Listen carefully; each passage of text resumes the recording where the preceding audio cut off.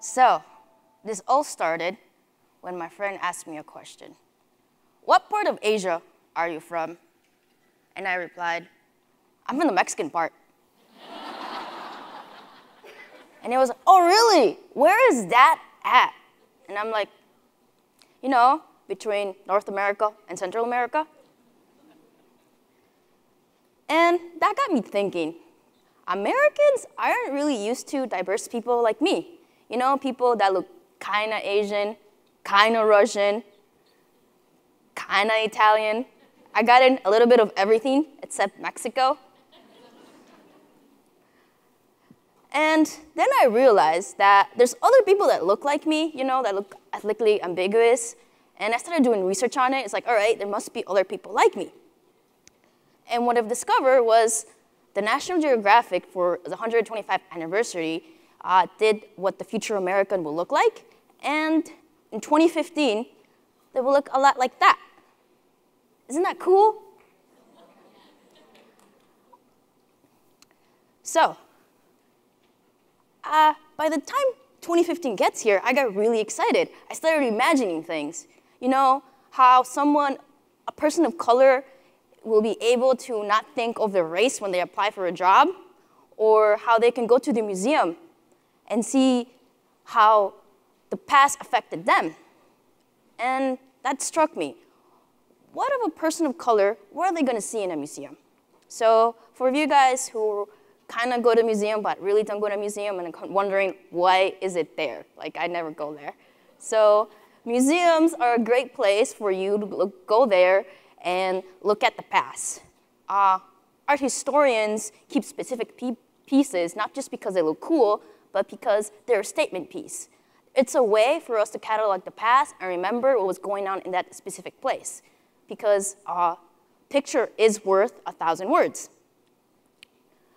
And then it got me going. This amazing, let's say she's 10, will go to a museum. What are they going to find in 2017? 80% of artists, top galleries in New York are white. And I was like, wait a minute. That's all wrong. Where are people that look like me? Where are the artists that look like me? So artwork is a way to catalog the past, and right now, this catalog is way off. Currently, right now, in the tech world, there's a lot of initiatives to bring diversity and inclusion, but in the art world, it's not even like someone speaking about it. There's not a lot of people making actions, and not a lot of government approval or galleries doing something about it. And you're wondering, why does this matter? So let's go back to ancient times. Archaeologists were able to look at the artwork and be able to figure out what they were doing, their traditions, what they were eating, who were they following, like basically Instagram. And if we didn't have that there, we would probably never would have been able to enjoy their culture like we do now. Another great piece of artwork will be, I'm pretty sure you've seen this somewhere in the museum if you visit the AIC. Cosimo de' Medici was someone, as a banker, who loved commissioning artwork. And he thought that the artwork was a way for us to get closer to God. But in his way to getting closer to God, he forgot about the average person.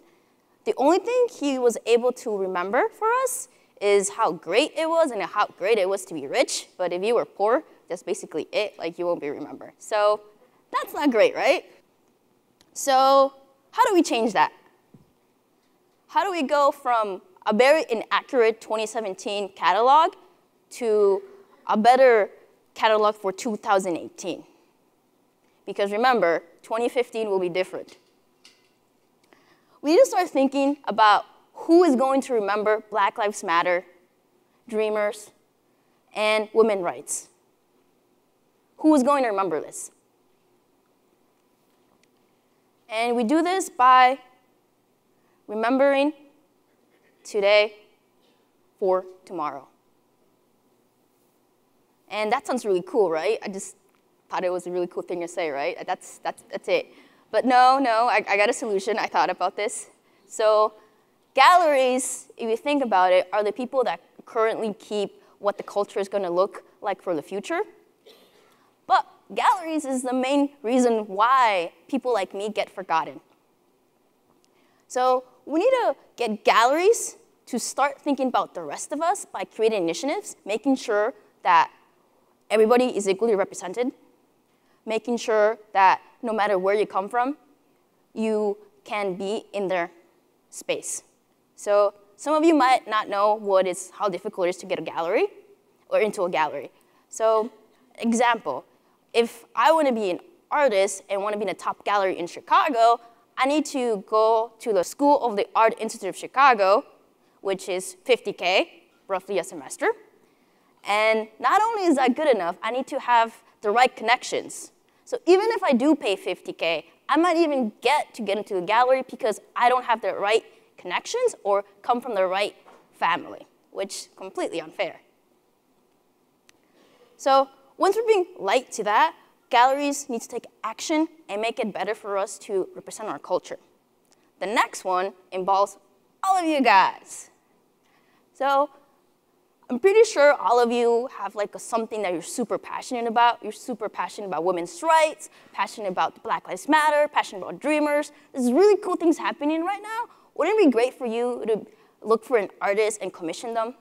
Or go to a women-made gallery, which is talking exactly about that, and making sure you get the artist that best represents you so he could be remembered tomorrow. I did my part. So this shirt that I'm wearing is commissioned by one of my favorite artists. She's an amazing designer, and this is freedom. This is the t-shirt of freedom. So talk to me later, I'll explain it later, but all you guys, okay? The last one is you kind of have to know a little bit about me. So I graduated from the School of the Institute of Chicago, and I was super passionate about making sure artists got into galleries or got paid, ending the starving artist syndrome. So I created a platform that matched people like you with upcoming artists and getting custom artwork for a nicer, better price, rather than you spending $500 in IKEA and getting something that gets made in 10 seconds, which it's great, but what about me, right? And then I realized I'm super passionate about discrimination, and this is a 3-layer problem, and I need a 3-layer solution. How do I do this? Which is something that I'm currently working right now. So it says blockchain and machine learning, but don't worry, I'll explain it really quickly. Blockchain, just for this purpose, just imagine a huge ledger that keeps everything safe and secure, like Excel document. That's all you need to know, all right? And for me to explain this tech is think about building a house. So on the first picture, you see a foundation. Currently, the art world lacks a strong foundation. They make sure that people in this little section get remembered, but all of you guys get forgotten. So by creating a strong foundation, I'll be able to bring everyone together as a whole and ensure that everyone is remembered tomorrow. The second part, that's where blockchain lives. Blockchain, so main level of your house, you want to keep everything there and secure and safe. So if you have a really expensive laptop, no one's going to steal it, right? Same thing in the art world. As an artist, I want to make sure that my artwork is information is kept safe. So what is this artwork information that you want to keep safe? Let's say I sell you a piece for $100, okay? You just got a piece, an original Pauly piece for $100.